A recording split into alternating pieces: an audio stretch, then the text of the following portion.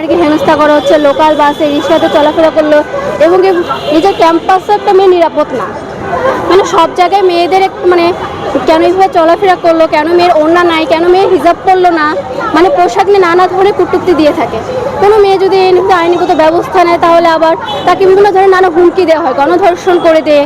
তারপর এই মেয়ে ওড়না পরে না, এই জন্য এই মেয়েকে ইফটিজিং করছে, এই মেয়ের হিজাব নাই, এই মেয়ের চরিত্র ভালো না।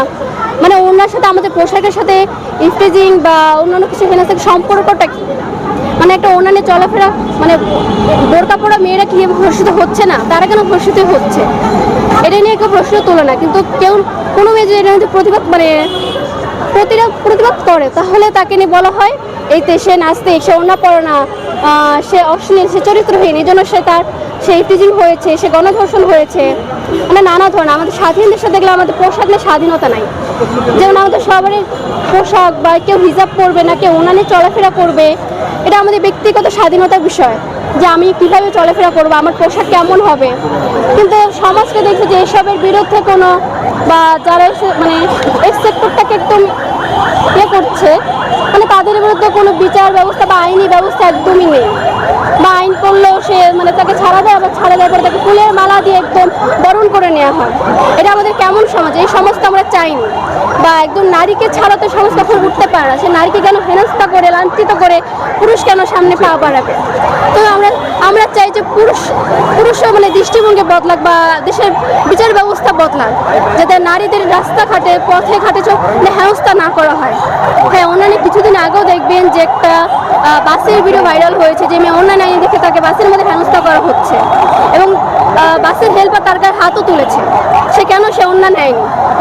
মানে এই ধরনের ঘটনাগুলো কেন ঘটবে আমাদের দেশে? বা বিচার ব্যবস্থা কেন, আইন ব্যবস্থা কেন নেই? যে ইফটিজিং করার সাহস কেন হবে?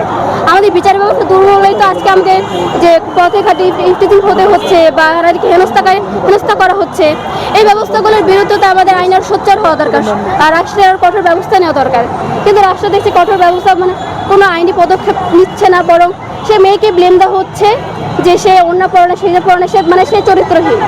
মানে এই ধরনের মন মানসিকতা বা সমাজ থেকে আমাদের নতুন একটা সমাজ আমরা গঠন করতে চাই, যেখানে ছেলে মেয়ে কোনো ভেদাভেদ থাকবে না। আমি বলবো অন্যটা নিজের মানে চয়েস বা নিজের একটা ব্যক্তিগত বিষয়। কোনো মেয়ে হিজাব করতেছে, ফাইন, হ্যাঁ তার ভালো লাগে সে পড়তেছে।